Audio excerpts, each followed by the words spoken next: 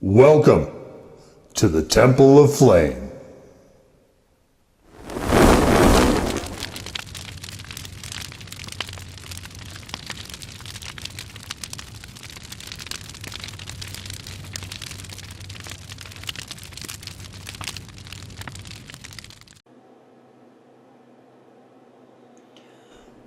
On today, Fifth Black Lights, we take a look at this. And what this is the Hot Ones original buffalo sauce. They give it a heat rating of 2 out of 10, which is a touch entertaining. I don't know that I would put it quite that high, but they didn't ask me, so it, I guess, kind of makes sense that they're eventually getting to their own buffalo sauce, being that they have hot wings on there. I mean, that's what the copy says there. I guess it kind of makes a degree of sense. This one, though, I think it was only on there for maybe a couple seasons, and I think they've gone back to the classic line at this point. So we've got cayenne pepper mash. We've got butter, we've got rice vinegar, we've got red bell pepper, we've got celery, we've got molasses, garlic, chipotle, smoked paprika, chia seed, and habanero powder. And the good news, I think, for me is that I get this a lot less these days. And it may just be because I'm whipping through sauces faster, but you can kind of see a little bit there on the neck. But this bottle came, it was filled a little bit lower than I see a lot of the other ones, and actually was slightly discolored. So, and it does like to just stick itself in the neck there.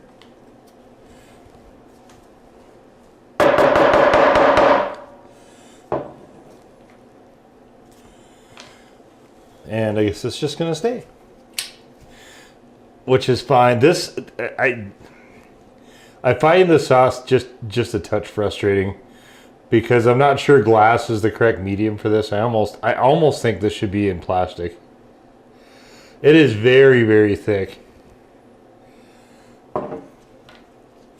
which makes it just an absolute joy to agitate as well, especially once it gets cold.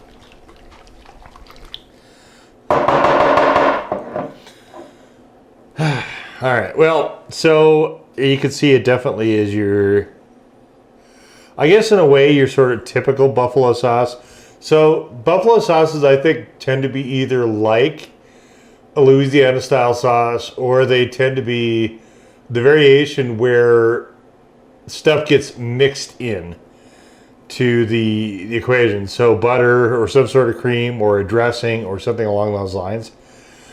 I am not fond of that, actually. I prefer my buffalo sauce to be a lot more abrasive. Like I think you could do them separately. I don't think there's any value in necessarily combining a sort of blue cheese with a cayenne sauce, or in this case, a butter to get that sort of creaminess. I just, it's not my favorite, I guess. There's a lot of spiciness going on in here, though, in terms of not heat, but in terms of like flavor, just different spices. A couple different seeds. There's quite a few elements in this, actually. But it's this really sort of pale orangey color, which to me definitely does not denote heat particularly either. But, well, let's get into it.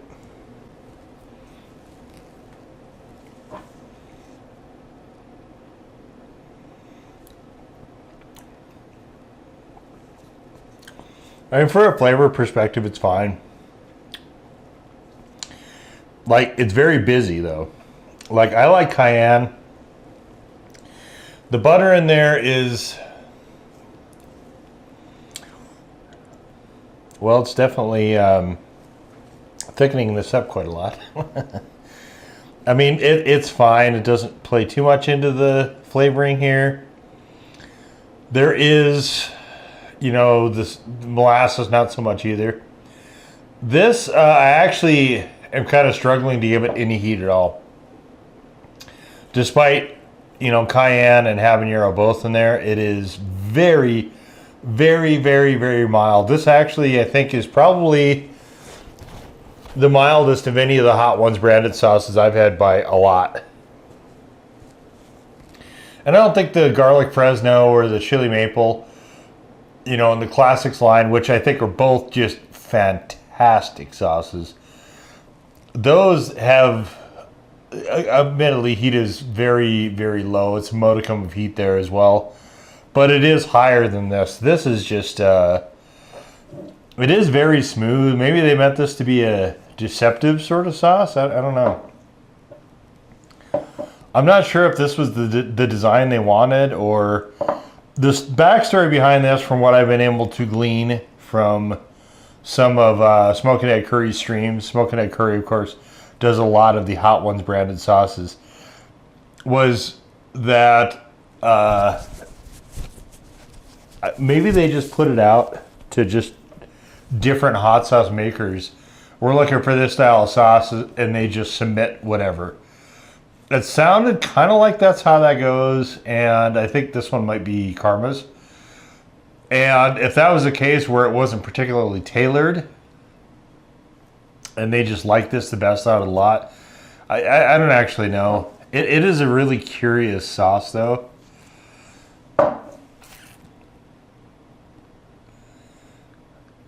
I'm not 100% sure my feelings on it, actually. It does taste good, though. It is a very, very well-flavored sauce. I just, like, I don't mind dipping my wings into a sort of creamy dressing or whatever, just to kind of control how much is there. I just don't find that super necessary to integrate it into the sauce, I guess, more than anything. So, what's Arby's? And I got a couple things here. Obviously, this will be in the Q1 2025 wing thing as well, on wings, which is going to be a lot of upfront sauces actually for that one, because I still do have a couple of the classics left. So here, this is their chicken strip slider. I remember when they introduced these were closer to $1. These are $2 now, and they've also made them a lot smaller than they used to be. I don't know about Arby's some days, but their strips are good. I mean, I think the things that they do meat-wise generally, except for the burgers, which are horrid, but I think a lot of the other stuff tends to be pretty good.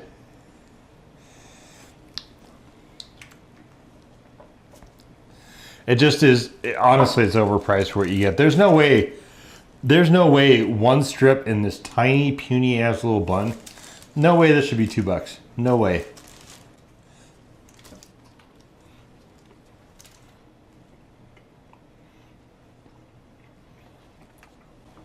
As I film this really entertainingly, I understand that Arby's is in 2 class action lawsuits, in fact, over their shrinkflation.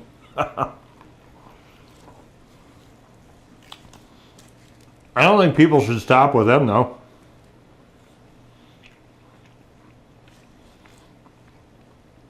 Drag all of them. They've all, to one extent or another, decreased the quality and increased the price. Or decreased the size and increased the price, or both.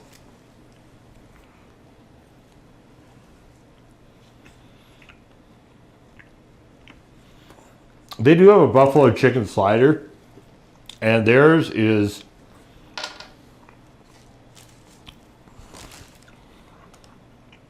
I believe it's blue cheese with their sort of Louisiana style cayenne sauce on it.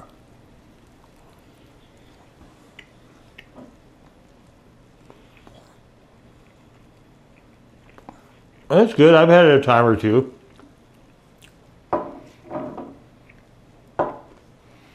There's a lot of flavors going on here with this, though. This one is very clearly meant to be an all-in-one sauce. And it shows it is super busy. Assuming, you know, you have the palate for it.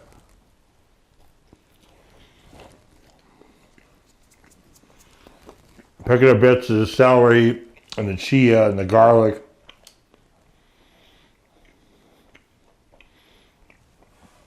Honestly, I think it's just a touch much. Rice vinegar is one of my favorite vinegars. And I'm glad they use that. As opposed to the awful, dreaded apple cider foot vinegar.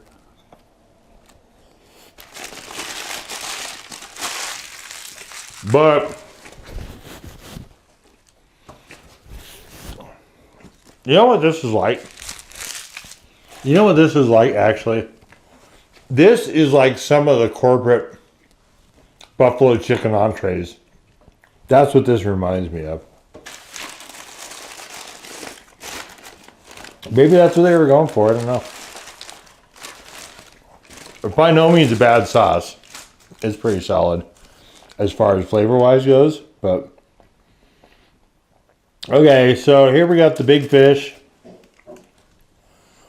And this particular one has cheddar on it.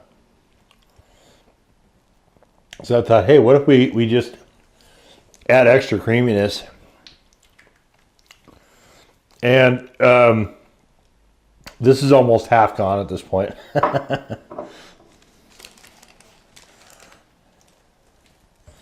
Part of it, though, is just because like, I don't eat the discolored stuff. I just pour that off.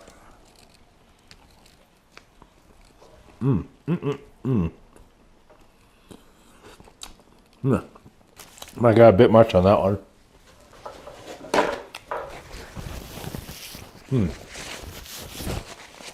Now, this is interesting. In conjunction with the mayo and with the Arby's cheese sauce.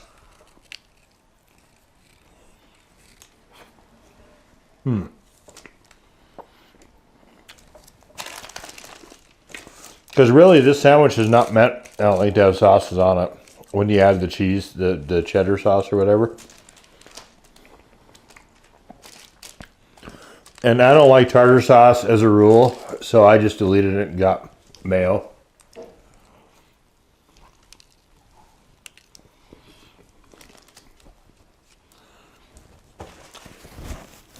This is almost too rich, actually.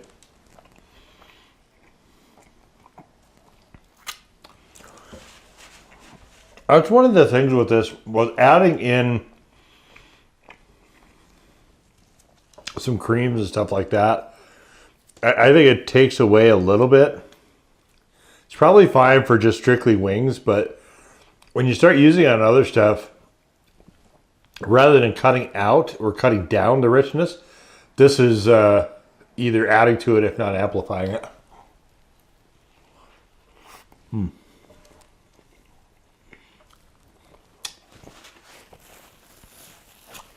That was maybe not a smart thing to do. I should have just got regular fish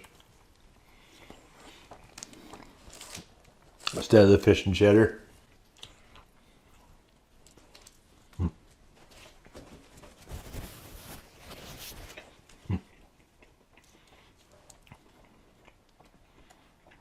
I remember me formerly liking their cheddar sauce a lot more. I wonder if they changed something with that too.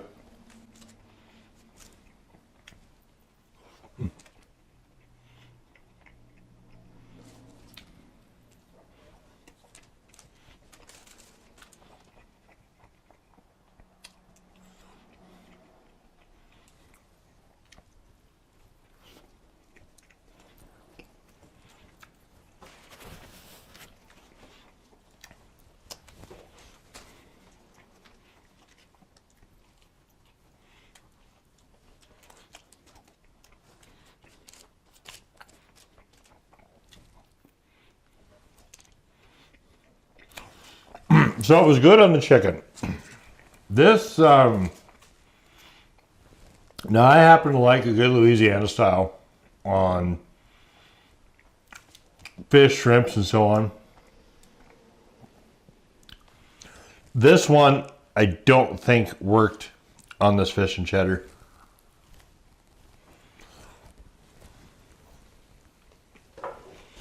It wasn't awful. I mean, obviously, I just ate the entire thing.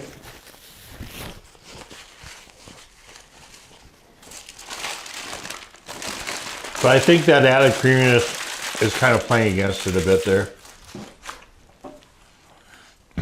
Again, I don't think that's why they made it. They made it, I think, pretty strictly for wings.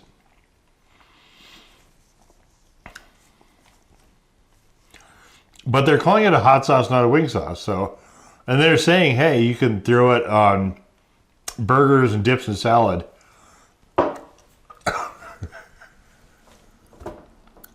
What? What? Even if you make like a bacon blue cheeseburger, for instance, bacon blue cheese, bacon and blue cheese for the burger.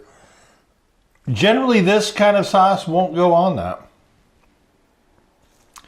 And salads, why would you put this on a salad?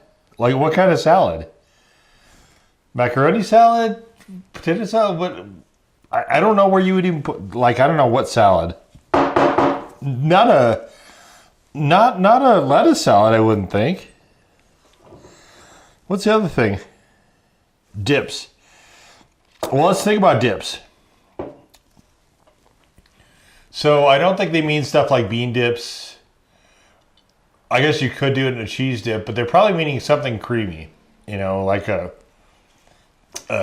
onion dip or dill dip or something like that maybe. So the flavor profile of this to me kind of reads that it wants to be the main one or the sole one if possible. Because I think it's a pretty comprehensive sauce with all the stuff built into it. Adding it to a dip, I think you're not going to have something very good to consume. I wouldn't do that. I think it's fine for stuff like wings and chickens. Like relatively neutral foods, I think this is that's where you want this. Dips are sort of neutral. Well, okay, so actually, let me back that up. Neutral foods that are not creamy. Like I would not consider putting this in a mac and cheese because that would be a mistake. That would not be good. It's already got a lot of creaminess in it from the butter. And the butter is the sweet cream butter on top of it. Great butter, fantastic butter. I love sweet cream butter. I think it's great, but I would not put it in that kind of stuff. The idea when you have, to me, this sort of, the cayenne style sauces and stuff, part of their beauty is to cut down the richness. And this one, like I said, I think just contributes more to increasing the richness than anything else. And I don't know how you're going to keep the balance if you're using this in some of those things. So I don't think I agree with their suggestions here as far as that goes. But it'll be interesting to see how it does as far as a wing sauce. I'm sure it'll be good. Well, I mean, it'll be fine. Maybe not to my preference. It'll be fine. Like, it is not a bad tasting sauce by any means. I don't mean to suggest that. It just is, for what I want, it's just not there. It's too busy for me for a wing sauce. And I don't like everything, especially like the creamier sauces. I don't like that built into the sauce. I prefer to add that myself if that's something I want to do. But as far as that goes, I mean, the flavor is fine. There's nothing wrong with it. It is, like I said, very, very busy. There's a lot going on here, but it's fine. If that's what you like, this is definitely well in that mold. I personally would not call this a hot sauce. I would call this strictly a wing sauce, and I think that would kind of differentiate a lot of that other stuff. But like, for instance, back in the day when I was really, really more aggressively, pursuing gym stuff, I would go get a frozen bag of chicken breasts at Costco, and I would get one of those bottles of the or two of them, whatever, the 2-pack I think it was, and a thing of tuna. You get a case of tuna and a bottle of the Chipotle raspberry sauce and a bag of the frozen chicken breast. And the chicken breasts I would just throw on the Foreman, and I'd leave them there until they were done, and then I would throw that raspberry habanero on there, and that'd be that. This would work fantastic on those. Like, this would be really quite good to have on that. But, you know, again, like I said, I think you want to try to keep it as neutral as possible, and then not with any additional cream stuff. So, as a hot sauce, I think this is fairly low flexibility, but, you know, flavor-wise, it's maybe not my thing, but I don't think it's bad by any stretch of the imagination. You know what this might actually be good on is if they, I don't know why they didn't do this. So they recently did the Pringles crossover. Again, this is 2025 as I record, early 2025 as I record this. And that video is up if you want to see it as well. Check out the Hot Ones playlist where this one also lives. But they did the Los Calientes sauces inspired by or whatever. This would actually, I think, be quite nice as far as a potato chip flavoring. So, I mean, it does have some value, but I think you really have to pick and choose with this one more than anything else. And it is very, very gloppy. I'm not loving the texture here and how it flows. I'm not a fan of that either. But, so I guess kind of a mixed bag for this one, and we'll just leave it right there. So that was the Hot Ones Buffalo Hot Sauce. Number 4. In peace. To serve the flame.